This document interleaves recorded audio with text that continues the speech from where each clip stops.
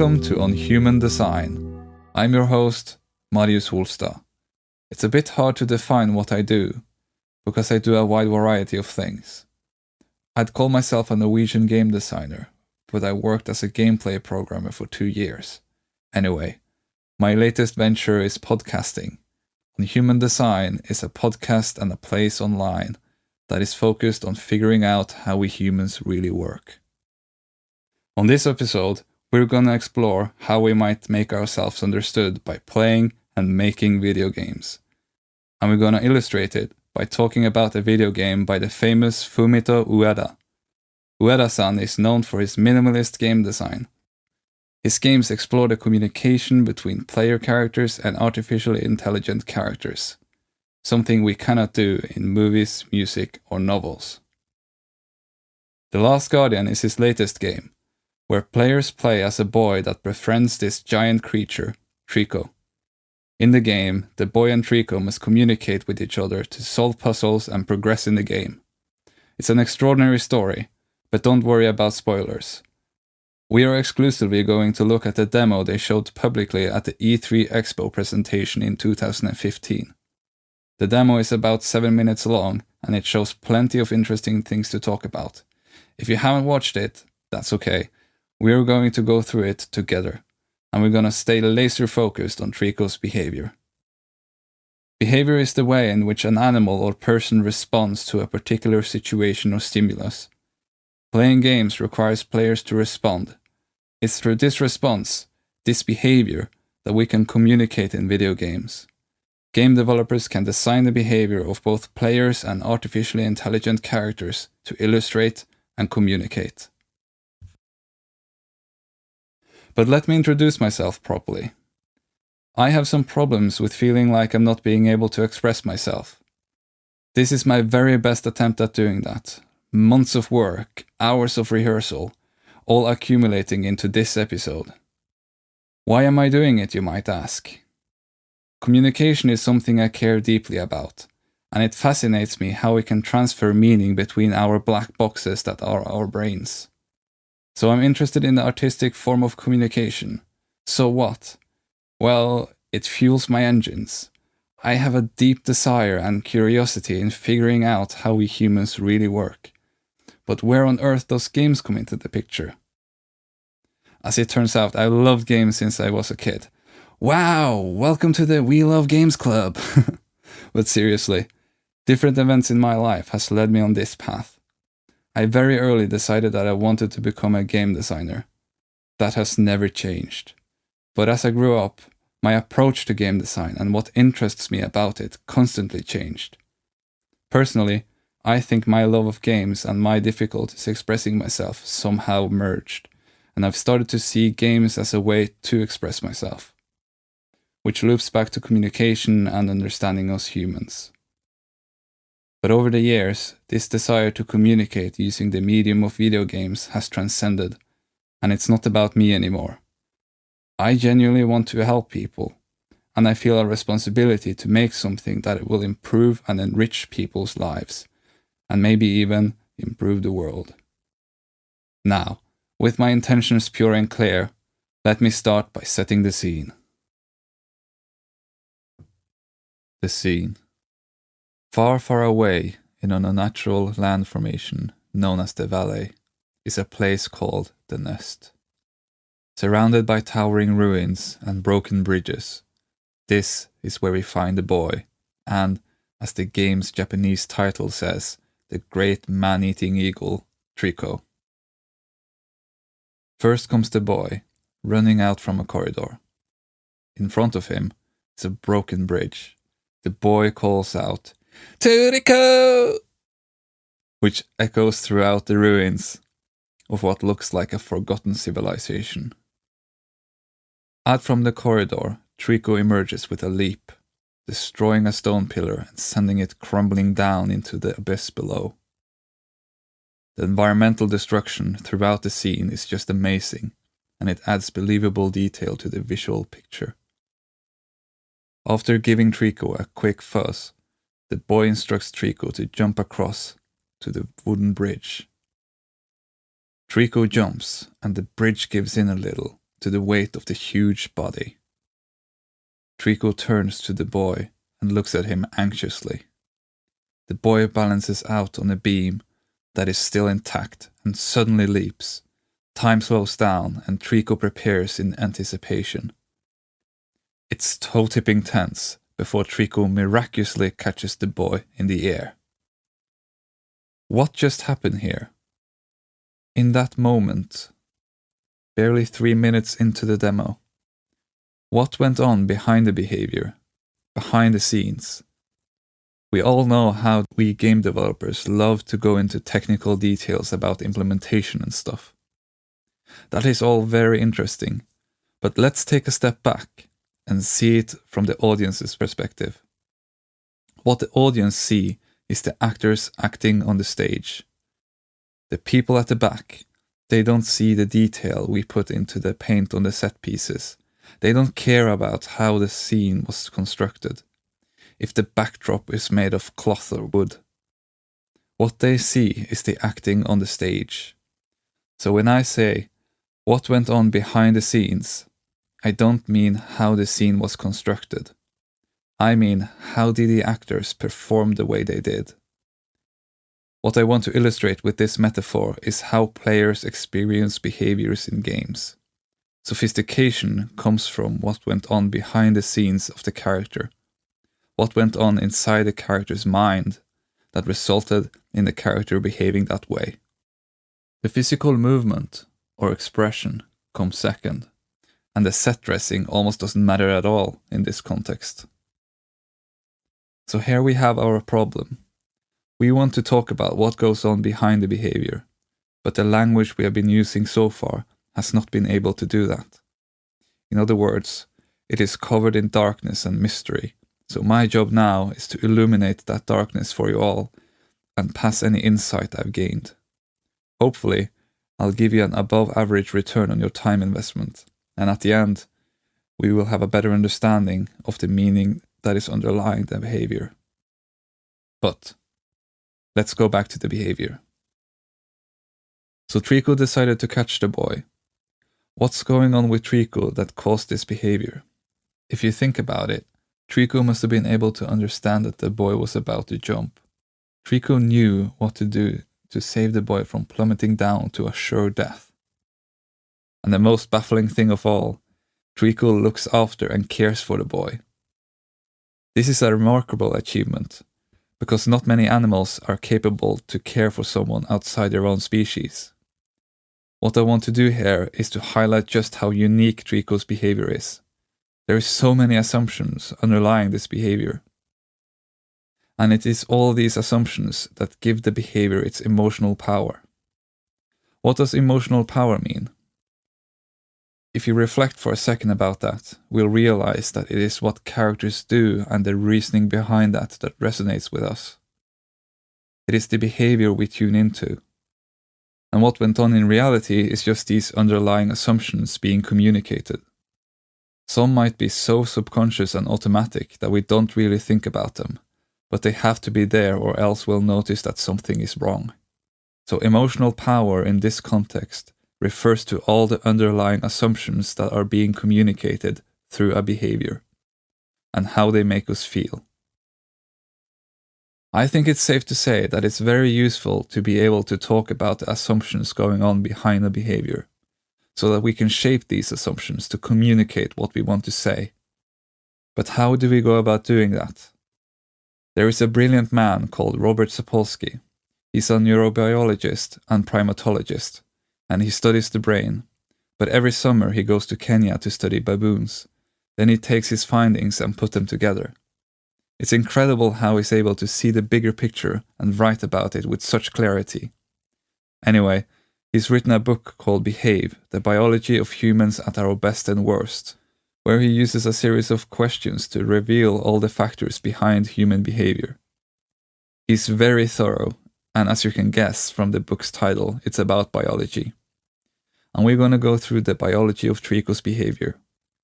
To make it clear, we cannot possibly know the biology of a fictional creature like Trico, but we can try. The way we're going to talk about all the things going on behind a behavior is the same way taught in the book, by deconstructing the behavior of Trico, one step at a time. What happened seconds before the behavior?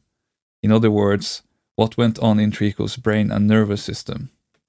What happened seconds to minutes before that triggered the nervous system to produce this behavior? This brings us to Trico's sensory stimuli. What happened hours to days before that changed Trico's sensitivity to that stimuli? This takes us to the world of hormones, and we'll continue back like this, millennia before, to factors that made it possible for Trico to decide to catch the boy. Everything from 1 second before to millennia before the behavior. With all these different angles on the behavior, we can piece together the whole picture and have an intuitive understanding of how Trico thinks.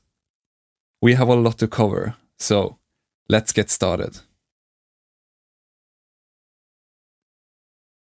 1 second before. What happened 1 second before that caused Trico to catch the boy? Well, something told the muscles to move the head in the right position and to open and close the beak at the right time. And that certain something is the brain. The tendency of evolving a complex system for navigating the world, a brain, is probably universal.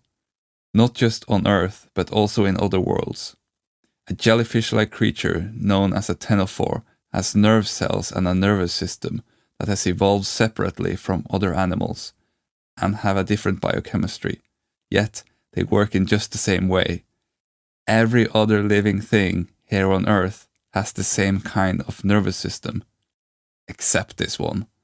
This suggests that if evolution started again, even in another world, nature would probably develop a brain again, and it would work in pretty much the same way.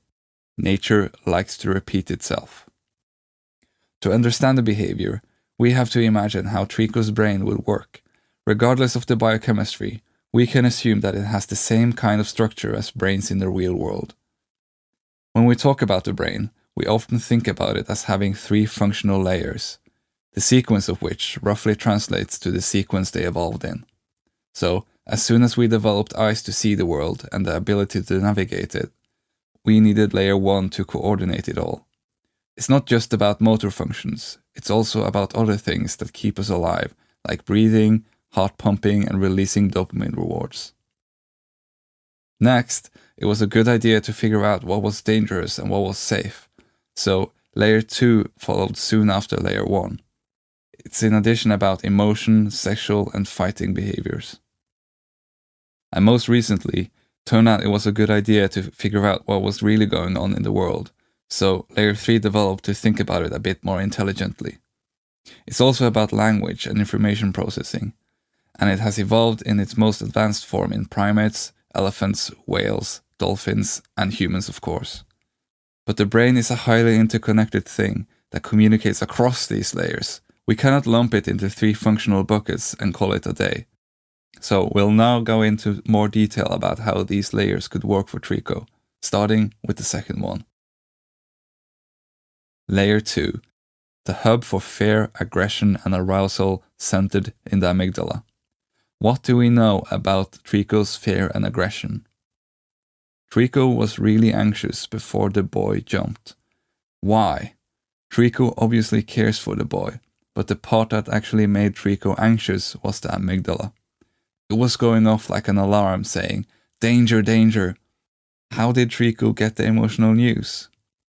For a long time, we thought that the sense of smell was crucial for emotion, but as it turns out, we were mostly studying rodents, rats and mice for the information about the brain. And for rodents, there is no distinction between smell and emotion. Smell is emotion for rodents. And monkeys? Turns out that the sense of sight plays a bigger role for delivering emotional news. Think facial expressions. All information from our senses have an effect on the amygdala, but some have a stronger effect than others. So, what about Trico? We can imagine that Tricos fall somewhere in between on the spectrum. Humans are special in that we often use our third layer to inform layer 2. And we are so good at it, in fact, that we can imagine what someone else is feeling and activate the same brain regions as if we were feeling it ourselves. This has likely evolved because we humans are a social species, but we'll get back to that when we talk about layer 3. If we fast forward a bit in the demo, Trico spots a massive mosaic of a bird-repelling eye made of glass. This is a common belief in Japan, that if you hang up a glass eye, it will scare away birds. And Trico sure gets scared, angry, and defensive. Trico's eyes glow with a red color. This focus on the eyes might suggest that Tricos are a visually oriented species, but then again, Tricos have big noses that they can use for smelling, so who knows? A mix of both, probably. The key here is that layer 2 with its amygdala is about judging uncertainty. The boy's safety was uncertain when he was about to jump from the beam. Trico was uncertain and uncomfortable around the glass eye. We can think of layer 2 as the part that perceives and learns what's comfortable and uncomfortable, and activates when our comfort is uncertain or at risk. So, Trico's layer 2 was going off like crazy in both cases, saying that something is uncertain or at risk. Remember, this is very simply explained and while ignoring a lot of other aspects. Now, let's move on to the next layer. Layer 1. The hub for reward, anticipation and motivation of the dopamine system. What do we know about Trico's motivations? What motivates action? The thing that layer 2 really wants to do is to influence the part that sends signals to layer 1. Layer 1 regulates hormone release. Different hormones might have played a part, and we'll talk more about that when we get to hours to days before the behavior. When Trico got unsettled by the glass eye, layer 2 sent a signal to layer 1, which activated the famed fight or flight response. In other words, stress, but it's important to note that stress is not inherently bad. We love the right kind of stress, during sex or competition for instance, so other brain parts help to figure out what the feeling of stress means. So, what about Trico's motivations for catching the boy? When Trico jumped over the gap, the boy was left on the other side. This physical separation might have made Trico anxious. Maybe Trico has learned that the boy reduces stress and discomfort, and that if Trico sticks to the boy, he will find food, which means that layer 1 has released dopamine for looking after the boy. And uncertain, unsettled yearning of a potential dopamine release was at risk. So layer 2 sends a signal to layer 1, which causes stress. Then, in the light of layer 2's alarm signal, Trico interprets the stress as something is in danger. But what? To understand, we'll have to take a closer look at the last layer. Layer 3, the hub for regulation and restraint of behavior. How does Trico think about emotion? First of all, Trico got anxious before the boy jumped. The recognition that the boy was in danger must have happened here. Layer 3 enables us to predict what's the most likely outcome of any given situation. In contrast, layer 1 and 2 rely on knowledge we are already born with, or what we have learned from past experiences. It could be that layer 2 has already learned that the boy falling from high places is dangerous, but for this to be able to happen in the first place, there must be a way for layer 3, our reasoning, to send information to layer 2, our emotion. Remarkably, there's only one part in the human brain that takes care of this, and if it's damaged, we are unable to regulate layer 2 and unable to control our emotions. There's also a part that sends information from layer 2 to layer 3, and if it's damaged, we're unable to take our emotions into account when reasoning. So, when layer 3 regulates behavior, it's as much about turning emotions on as it's about turning them off. For humans at least. But why is it important that layer 3 can send information to layer 2? Because the boy is not Trico. Layer 3 helps us blur the line between ourselves and others. So it's no surprise that the development of layer 3 is a common indicator of a social species. When we live in groups, we will have to be able to recognize who is a part of our group, and us, and who is not a part of our group, and them. Instead of basing it on anyone who looks and smells like us, we can base it on who we think is a part of our group. For humans, these groups can be very flexible and highly situational. but for Trico, these groups are probably more rigid. It's not clear if Tricos actually live in groups, but it's a possibility. In any case, Trico must have recognized the boy as an us, sensed the danger of falling, and sent a signal from layer 3 to the amygdala. Then, layer 2 caused layer 1 to send out a stress signal. And in the light of layer 2's alarm signal and layer 3's recognition of the boy as an us, Trico interpreted the stress as the boy being in danger. So there you have your oversimplified explanation of what caused Trico to catch the boy. Just to say it again, I have been talking about this in a very oversimplified manner. If you're interested in this kind of stuff, I'd suggest reading the full book. There's just so much that could be said about the brain and how it might work for Trico. I think this kind of stuff is extremely interesting and I could go on for hours, but we need to move on to the next part. Because the brain is not where a behavior begins, it's where every factor comes together to create a behavior. Seconds to minutes before. What happened seconds to minutes before that caused Trico to catch the boy? What outside signals, sent through what sensory channel, and targeting which brain parts, triggered this? There's the auditory channel that picks up information about sounds. For instance, the boy said something that signaled Trico to jump across. If Trico's brain is like a dog's brain, it's unlikely that Trico knows the specific meaning of the words. But if it's more like a dolphin's brain, perhaps Trico has a brain part for language comprehension and has learned the specific meaning of the words. Also, as the boy crossed the beam, he gasped in surprise as he almost lost his balance. And before he jumped, he gave Trico another vocal cue. These signals are sent to both layer 3 and through fast lanes to layer 2. Why fast lanes?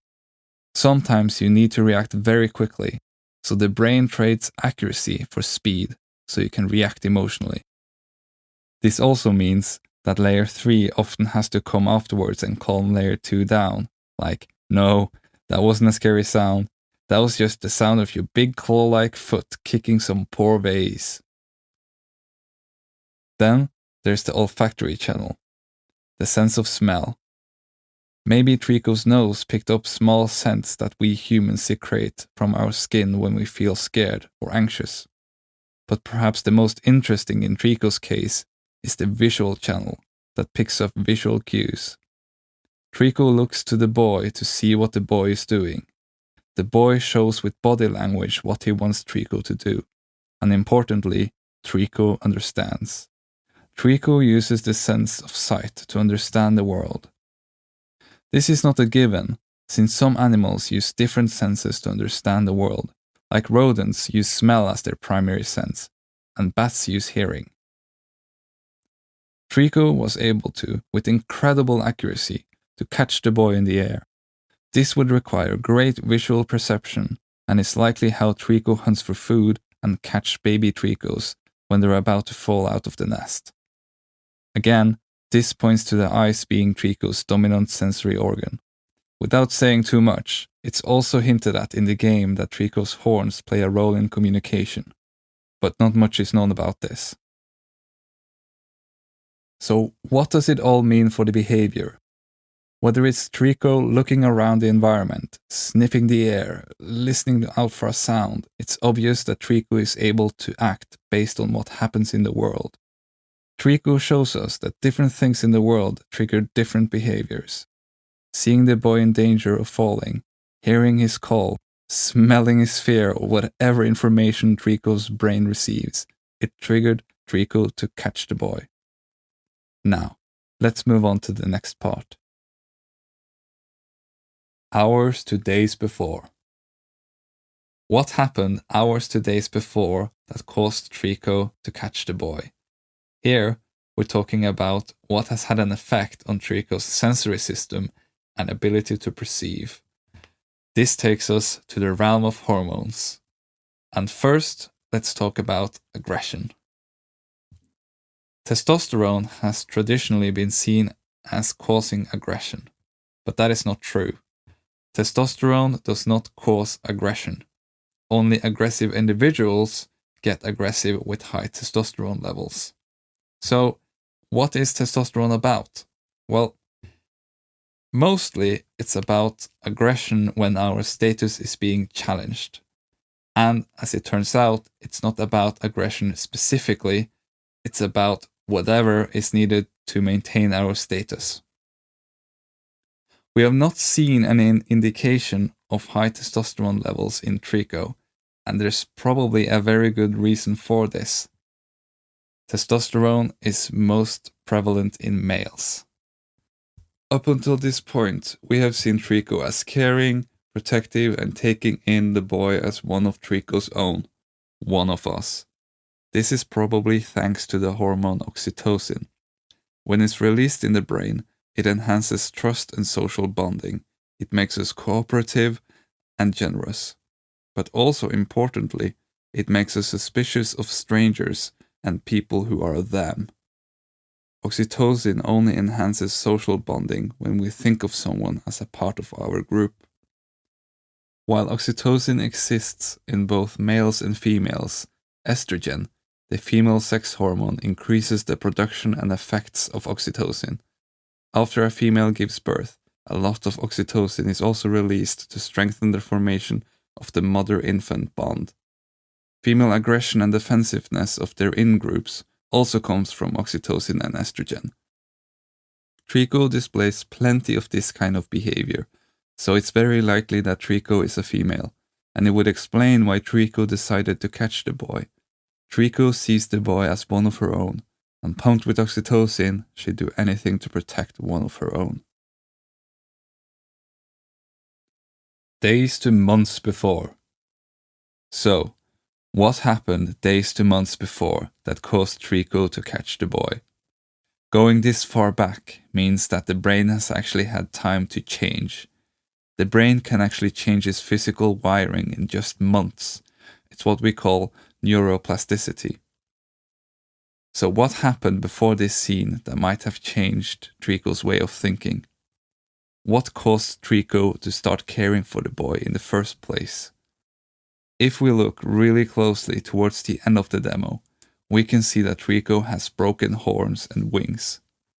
I'm not going to tell you what's happened here, and I don't need to either. Just by looking at Trico, we know that something must have happened. The brain works like a muscle, with the repeated firing of neurons strengthening the thought pathways. They grow like muscles too. So for example, experiencing trauma or anxiety enlarges the amygdala. Whatever happened to Trico could have had a large effect on the brain, but not necessarily, because the way we think about what happens to us matters as well. A positive mindset can determine how your brain changes, but to have a positive mindset, we need the neural wiring for it in the first place. In any case, without working wings and with broken horns, Trico seems to be in a vulnerable state. You'd think that this vulnerability would make Trico very defensive. But the thing with repeated firing of neurons is that it enables learning. And over the course of days, Trico could have learned to trust the boy, just like you can learn to have a positive mindset. Brains change, and Trico's brain must have changed at some point to include the boy in the us group. Now, let's go back to the nest, and what happened to baby Trico that caused Trico to catch the boy. This is where the brain develops into its finished product. The thing with us humans is that it takes an extraordinarily long time for our brains to develop into its finished form. About 25 years in fact. But this is certainly not the case for other animals, like some reptilians are even born ready to go. But looking at Trico, we can assume that the species is some kind of mix between a mammal and a bird. And they are generally reliant on their parents while their brain develops. The advantage of a brain developing after birth is that it can adapt to the environment. So what environment did Trico grow up in? In the demo, we only see Trico in the ruins, and this is supposedly where Tricos live. We can assume that Trico grew up in the ruins. So this is our environment. What does it tell us about Trico's brain development? Not much. We need to know what the environment is like. For instance, if the environment has a shortage of food, there could be a fierce competition for the little food there is. And Trico could have been traumatized by other Tricos in the fight for food. We already know that trauma enlarges the amygdala, so maybe Trico has become afraid of other Tricos. Another consequence from a shortage of food would be permanent brain damage if, say, Trico's brain did not receive enough nutrients while growing up. But these are just examples of how environmental factors affect brain development. We don't know how Trico grew up. We got to remember that it's a fictional character we're talking about here. We should not take it too seriously. What we are interested in is the human reactions to Trico. So what we are doing here is looking at how humans implicitly think about behavior and the way Trico behaves. Before birth or hatching? What happened before Trico was born that caused Trico to catch the boy? This brings us to the recipe for brain development: genes. You'd think that genes determine everything, and in a sense they do. They specify the structures of everything, but like the recipe for baking bread, when you add yeast, the bread will rise, but only when it's kept at the right temperature, and the dough will only become bread when it's cooked. We see the same with genes. A gene will produce a trait, but only when it's in the right environment.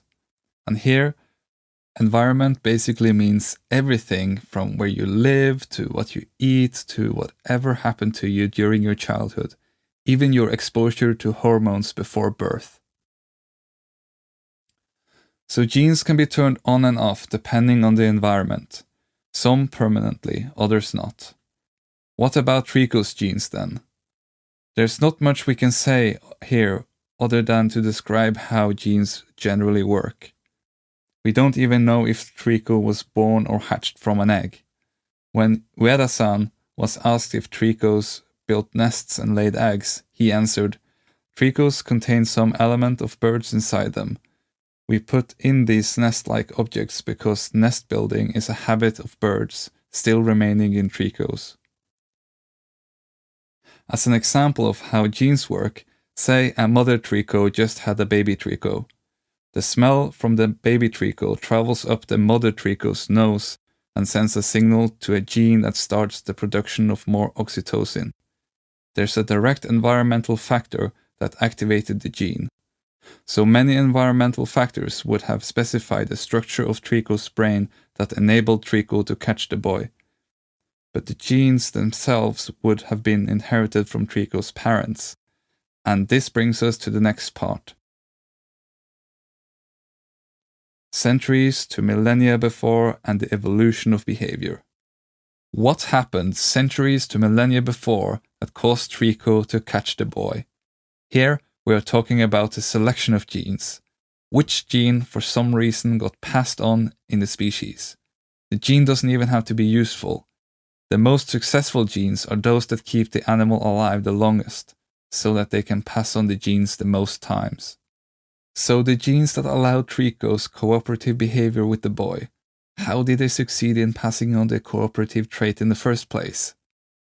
The benefit of cooperation is pretty clear. It's unlikely that our search and hunt for food will be successful every time. If I have food and you don't, I share with you. If you have food and I don't, you share with me. Over the long run, sharing our successes benefit everyone. But to start cooperation in the first place is actually more troublesome than it first seems. The problem is that if one who shares meets one who don't, then the one who never shares the food gets the better deal. The best fix for this is a strategy called tit for tat. It goes like, I share food with you the first time, but after that I copy the last thing you do. If you share food, that's what I'll do the next time. If you don't share, then I won't either. If you first refuse to share, but then go back to sharing, then that's what I'll do as well. But the problem is still that first share. Against one who never shares, we would always be one step behind. One generally accepted solution is that founder populations got isolated from the masses and they started getting a higher than average relatedness. And, parents help their children survive and bam, it transcends into a whole population. When they get back from the isolation, in numbers, they are able to outcompete those who refuse to share. So either the general population will have to start sharing or they'll go extinct. In the case of Tricos, they live in an isolated place called the Valley, and one can only imagine that from this isolation, they've developed this cooperative behavior from a higher than average relatedness. There might even be a founder population, which when once rejoined with the general population will outcompete them. Or maybe Tricos have been domesticated by whoever lived in the ruins. Again, who knows? But we can imagine that this has happened over millennia to have caused Trico to be able to cooperate with the boy and catch him in the air when he jumps. Understanding behavior. We have now gone through what happened 1 second before Trico caught the boy to millennia before. We have looked at how the brain works, how senses input information to it, how hormones change the way the brain processes signals, how the brain changes over time, how the brain develops into its adult form, how genes work and determine the structure of the brain, and how the selection of genes happens over time. You might be wondering, does this really change the way we talk about what goes on behind a behavior? I think it does. When asking these questions, we bring to light these real-world processes going on in every organism, and we get to an understanding of how they really work. With these processes out in the open, we can start to express them in the form of language. We can write about how a character's behavior changes due to some event. We can paint the visual information characters experience and how they react to it. Whether it's writing, painting, film or music, it doesn't matter. It's about communicating what characters experience and what they think about it. The underlying processes are the same. What I personally get really excited about is how we can express them in the context of video games, where we can code the behavior for artificially intelligent characters. When behaviors are programmed, it becomes crucial to know how they really work, so we can express them in a way that computers understand. That way, our computing devices can compute how to behave in response to some input and communicate what we want to say for us. I want to leave you with some final thoughts. We have gone through a lot together now. To make the information stick a bit better, take the time to really think about how you can use this information in your own life and work. Chances are that many of these things also apply in other fields. And nothing is better for deeper understanding than conversations, so start talking. That's a part of the reason why I started this podcast in the first place, to force myself to be better at speaking. Actions speak louder than words. I don't know what it tells you that I've put so much time and effort into this, but I hope you've enjoyed it. I'd love to hear what you have to say, so if you're not already here, go to medium.com and find a transcript of this podcast. I'll put a link in the description. I'm really eager to hear what you have to say, so please share and discuss your thoughts. Again, thank you so much for giving me your time. I know it's the most precious thing you've got. I hope to be speaking with you soon. Until then.